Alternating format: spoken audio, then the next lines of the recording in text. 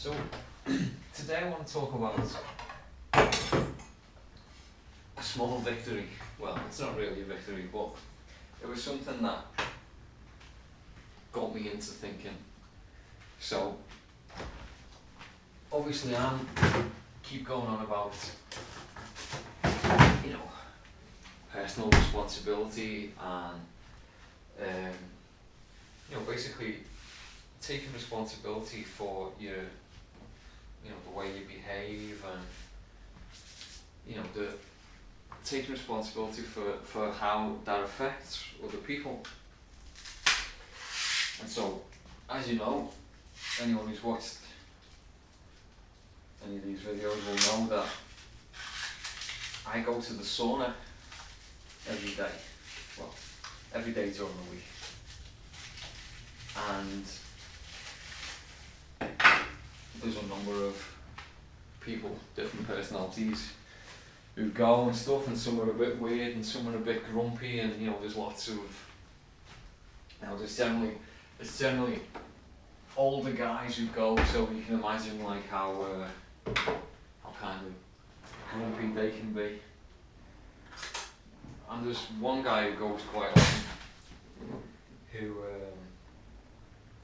he just has like a generally like grumpy demeanour, to be honest. And so I always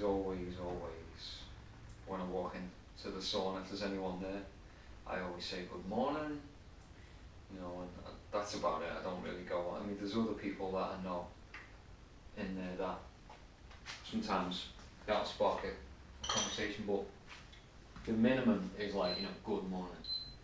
And so there's a guy there who, like, when I see him I say good morning. And so to get into the sauna, you have to like do a buzzer. It's not just like open access. A buzzer gets wrong and like they let you in. I think it's just like kids getting locked in or something like that. I have no idea. But sometimes the people who are at reception aren't at reception. So they've either off doing some task, or usually what it is they're outside having a smoke, or like talking to someone who's having a smoke. And so that happens quite often. And so yesterday I rang the bell and was like, well, so quite often you can ring and like no one, you can't get in. So when I'm in there, someone like will ring, and if they ring twice, so if they ring and like the light comes on and it goes, that means that there's nobody there. And so if they ring twice, I always come out of the sauna and let them in. I just always do. And like nobody else does this, and it's kind of most annoying for me, but anyway. But yesterday I rang and no one let me in, and then I rang and there was no one there, and the third time I rang, the door opened and this grumpy guy let me in, and I was like, wow, thanks very much. I was really pleased. And like he just, the rubbish, they don't always let you in, being typically grumpy. And it made me think, this is like, that guy only let me in because I let him in. And I'm not saying that he was like being, it was like tit for tat. I think it was just the fact that because I let people in, the idea that someone can let someone else in has become a thing. It wasn't like nobody did that before I started letting people in. And it's just like, so I'm not saying that this is some massive change and some victory or anything like that. But what I am saying is, when people say become the change you want to see in the world, it does actually work. You know, it does wire up people's brains slightly different. You know, it's suddenly they can see that there's the possibility of, hold on, if he's doing that, I can do that. And not only I can, it's like, maybe I should. And, you know, that, I think, as I'm always going on about the fact that, you know, I don't vote and I don't care for the state. I don't think, you know, I don't believe that I have the right to tell you how to live, etc., etc. But I also say that, you know, I wouldn't just make the government disappear if I had the power to, because I know that most people just aren't there. You know, most people, and let's face it, even the most people who, even though they say like, oh well, we need taxes, most people would pay less tax if they could. And I think if you get them to be really honest, like, they'd pay no tax if they could as well. And it's the same way with, you know, people talk about the state as if like, oh, no, we need it because people are just basically bad. And I don't think that people are basically bad. I mean, a lot of people don't act optimally, but it's kind of, it's just like, they have this like mentality of behaving as if like teacher isn't in class. You know what I mean? Most of the people, most kids can pretty much keep it together and largely behave when the teacher's in class. But there's a subset of kids that as soon as the teacher leaves the class, then they just want to mess about. But just because they can, not because like, you know, they're incapable of behaving. It's just that, well, you know, this is an opportunity, and so that's why I'll act up or do whatever I want or whatever. And I think it's the same with people, and, you know, people like treat the state as if it's like, you know, some oppressive parent. You know, that's what we think of it. I mean, I certainly do. But at least I admit it.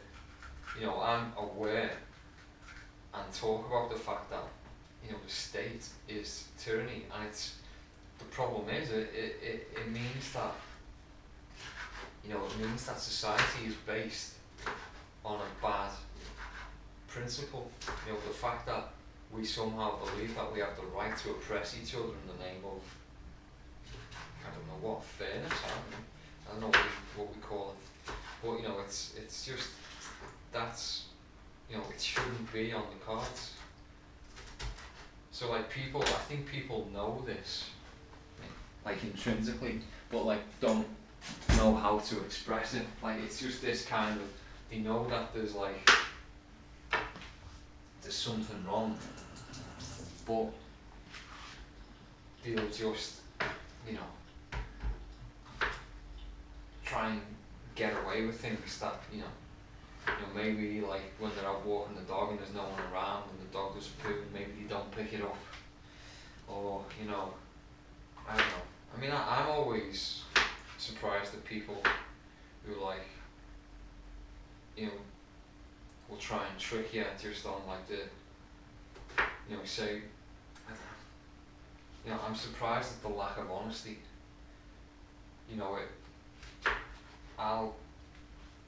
you know, if I see someone drop money, for instance, I always go and tell them. I've done that loads of times where like someone will, you know, drop something of value, and it might be something I think, oh, you know, I'd like one of them, but I always run up to them, excuse me, you dropped this. You know, I've like people's purses and stuff like that. Right? It's just because, you know, it's, you should do that. And, but you know, even in situations where I could completely get away with it, I don't. I mean, I'm not saying that if I didn't see some gangster drop like 10 million euros and I knew I could get away with it, you know, I don't think I'd go and tell them. You know, maybe I'm just a hypocrite, but, you know, that's, I'm being honest, right? But, you know, I do, you know, I really do try to be honest. And so that's the thing. It's like, I think it's worth setting an example, and I think it's worth, you know, being nice to other people just because you can, you know, not because you have to. I mean, that's another thing about like taxation. You know, there's no. It's not. You're not being altruistic if you're forced to do it. And that's another thing that we're kind of, society is somehow thinks that we're like, you know, good and the social contract and all this, and it's like, but you're totally forced into it. It's not a contract at all. If that was a contract, you'd like, you know, you'd want to phone the police and say, you know, someone's tricked me into this terrible contract. You know, it's just, it's worth trying to change the world like that. So, like I say, I wouldn't just click the abolish government button if I had one. But at the same time, I really do think that things can get better. You know, things can get to the stage where we do behave well to each other, and you know, government becomes obsolete. I mean, that's where it would be such, you know, the world would be such a better place if people acted in a way that they were showing that they want government to be obsolete. Now, the only way that can happen is by like cooperation. And yeah, you know, I'm not saying that there won't be bad actors and stuff like that, but we have ways of fixing that. You know, there's nothing wrong just because me saying I don't think that there should be a state police force doesn't mean that there shouldn't be private security that you can like hire to protect, you know, protect you and protect, you know, things that you know, your property or whatever. I mean, why not? You know, I've got an alarm on my house which is not provided by the government. Is that like, you know, is there anything wrong? Would anyone say that there's anything wrong with that? I mean, surely not. But you know, so, and I don't understand why people just think that we need the police to be some kind of public paid for good, when it's not. You know, it only works under self-interest. It only, you know, the policemen, you know, they only do what they're ordered. They only follow orders. And if those orders don't coincide with, you know, what you want, then you've had it. You're completely stuffed. You know, sorry, nothing to do here, move along. And like, you see that all the time in all countries. You know, the police aren't there to protect you. They're there to do what the state wants them to do. Because let's face it, that's why, you know, that's what they get paid for. You know, I don't understand why you think it wasn't like that. So that's a bit of a good thing that you know, it made me think, you know, it is worth it. It is worth trying to, you know, when I drive around, I sort of oscillate between pathologically giving way to people. You know, I'll always give way because it just makes, I live on a road where there's cars parked on either side and two cars can't go past each other. You know, that's just like the default. And there's a roundabout at the top, and there's a way to get to a motorway down the bottom. And so there's just loads of traffic going around. And so I could either lose my mind every time I get in the car, or I can just take it easy and decide that I will just let people through. And you know, it's like, obviously I don't, I do actually manage to get to the destination. I don't let every single car through, but you know, when I like pull out from home and I have to let people through, then I will. You know, and I let enough through, like, you know, 5 or 6 or whatever, and then it's like, by that time, anyone coming in the road will know that someone's let quite a few cars through, and so that's the time when I feel like they should now let me through. And so then I'll go, and in general, it just works. It's better. I don't have to go mad all the time. But at the same time, you get some right idiots who the only thing that they can think about is themselves, and it's like, I've got to get somewhere, and we're all in a rush, and then that's when I, like I said, I slip from pathologically letting people through to getting really annoyed, because I hate people who just don't care about anyone else except for themselves. And I'm not saying that you shouldn't care for yourself, because you absolutely should. And I think that selfishness in the Ayn Rand sense is good, because you're the one who has to control your life and take interest in your life. And if everybody did that, you realise that just from a purely selfish viewpoint, it's better if we're all nice to each other, because there's just less friction and less people, doing bad things, and less tension and less need for for teacher to come in and sort out what's going on, which is basically the state. So, that's that part of what I wanted to talk about. So I live in Spain, and there's been some pretty bad floods on the east coast recently. Well, it started about a week ago, and it's terrible. It's just like a complete mess. Things it's still not even clear how many people are dead. There are thousands of people missing still. So it's a big problem. And it's kind of weird when excuse me. I'm, as I've said on other occasions, I don't watch the telly for news. I just don't get my news from the telly at all. And so when I talk to people about what's happening, the people who only get the news from the telly have got a completely different perception of what's going on compared to people who don't get the news from the telly.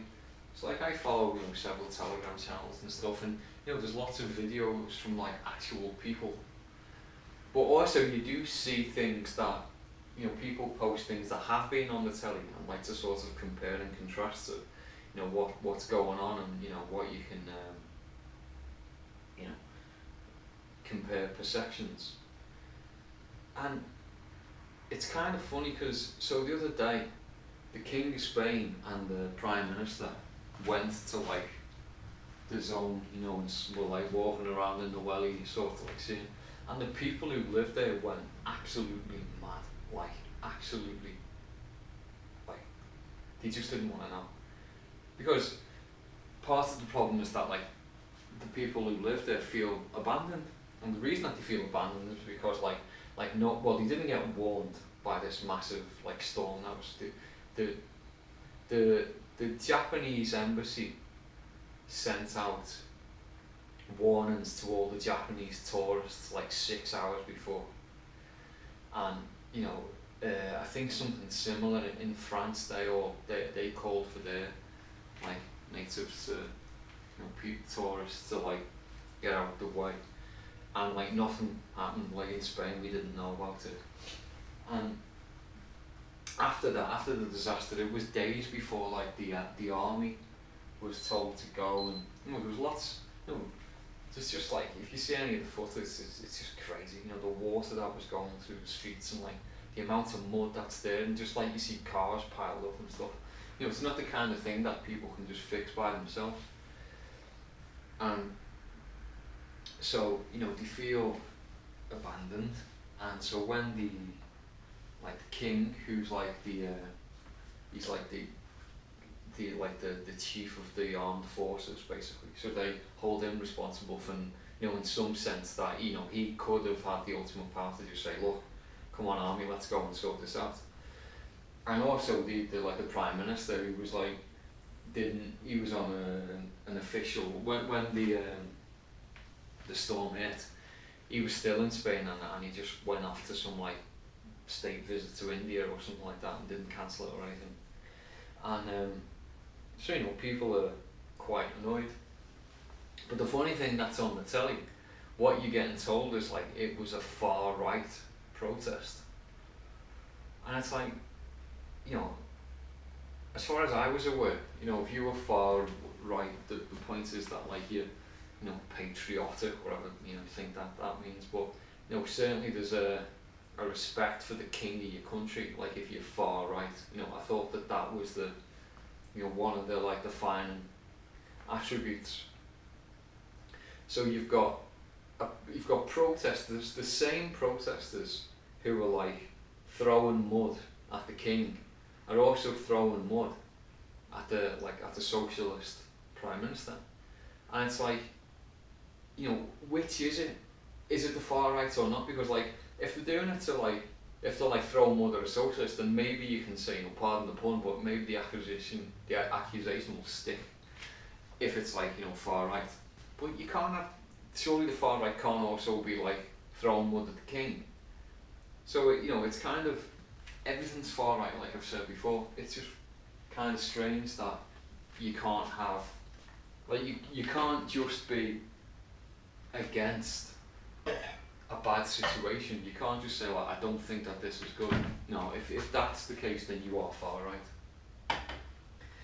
And it's just, when you talk to people, it's just another example of people living in like information bubbles. You know, we all like, you know, echo chambers.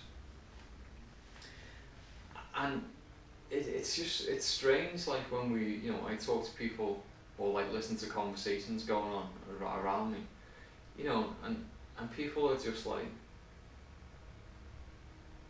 you know, isn't it a shame what's happening and all of those poor people, and you know, like just nothing can be done. It's like, you know, that's it's not true. You know, people aren't even allowed to volunteer. I mean, I get, you know, there's an argument to say, well, you know, if everyone just went there and then they get in the way of official clean-up, whatever. But you know, sometimes you just need first responders. I mean, they're still looking at flooded car parks for bodies like a week later. You know, it's kind of, you know, it's pretty tough. But at the same time, you know, you kind of, well, I don't know if this will make anyone think, you know what, the state isn't really doing that good a job on this. Because you can just totally see it. The politicians are just trying to save their own ass. Because I'm not, you know, it's not like, I don't think anyone's going to actually blame them for like the fact, well, here's another thing. So, there's like an EU initiative to like get the rivers to flow in the original course, you know. So in Spain's got loads of dams, and the thing is, like, Spain, I've lived here for 20 years in Spain, and I've never known a hose pipe ban. And it's not like it rains all the time. Like, so for instance, in the UK where I grew up, there were hose pipe bans every summer. You weren't allowed to water your garden. Now nobody cannot water the garden in Spain, and it doesn't rain. But why? Because they've got loads of dams, and you know, they collect a lot of water. And so, for like ecological reasons, a lot of these dams have been demolished, like hundreds of them have been demolished. And so what's happening now is, when you get like some kind of crazy freak storm, so I'm not saying that nothing would have happened, but the fact that all these dams that like traditionally used to like collect water and stop, you know, these rivers from overflowing, that was a total political decision. And so I can understand why people are annoyed with that. And it's just so cynical at the fact that, you know, there's so much like hand wringing going on, and but it's kind of acceptable because there's polarization within the people who are like, you know, like the Reds and the Blues, who just, there's the Reds who will just like back the government no matter what, and there's the Blues who won't. And no one's really actually dealing with the, you know, none of this would have actually been different if instead of like the socialists being in power, it would have been the conservatives. If it was the other way around, the exact same thing would have just happened. And like other things that are ridiculous is like, they show like video clips of from like 2015 or 16 or whatever, when the current Prime Minister was in the opposition, and there was like a river overflow, you know, with like a kind of, not exactly, you know, nowhere near as dramatic, but, you know, a bad situation happened where like loads of villages were flooded when a village, you know, when a river burst its banks and stuff. And, you know, you've got this guy saying, when will the current Prime Minister actually come down and, you know, put his wellies on and, you know, come and see people, and now it took him a week almost to do the same. That's just, you know, is there no shame? Do people just not, you know, do these politicians just not realise that, you know, we've got the receipts? And, you know, I'm not like saying that one side's better than the other, because, you know, I don't believe, you know, I think that, I really do believe that what they say are their political allegiances are just, it's just to like get as much of the vote as possible. But you know, these people, they're not socialists, and they're not conservatives. They're just politicians. So, you know, I started off this conversation like talking about, you know, how when you do something, you impact the people around you, and like you can change the world for good. And then now I'm talking about these politicians who like say one thing and do something other, and just like, you know, don't wanna, you know, accept responsibility for anything. And they're just it's the perfect like description of what they are. You know, you contrast what like you can do in your own life affecting people, and you contrast that with, you know, a gang of people who are just there to like tell the people what to do. And it's just, you know, they're all about the money and the deals that they can make, and, you know, they're all loaded when they leave. So anyway, that's kind of a bit of a downer today. I'm kind of it's a bit frustrating, you know, seeing all the bad stuff and like the people suffering. And there really is a lot of suffering going on right now. You know, so I really do feel for the, you know, people. I mean, there are people who have literally lost everything. You know, the house, you know, they can't even, you know, they lived in places where they can't even go back because it's so water damaged by like the crazy, you know, the force of the, you know, like the torrent of water, where like it's damaged the structure and they can't even go back inside because they're afraid that it might collapse. And they just lost everything, and people are going hungry and thirsty, and it's terrible. Anyway, that's me. My lunch is ready. It's the American elections today, so there might not be another video after this because something crazy might go on where, you know, who knows who's going to accept the results and who isn't, and all this craziness. So if this is the last video, it was a good run. 51 videos, this is my 51st video today. So if you're still watching it, you know, thank you. And yeah, so maybe I'll see you again. Who knows what will happen. So bye for now.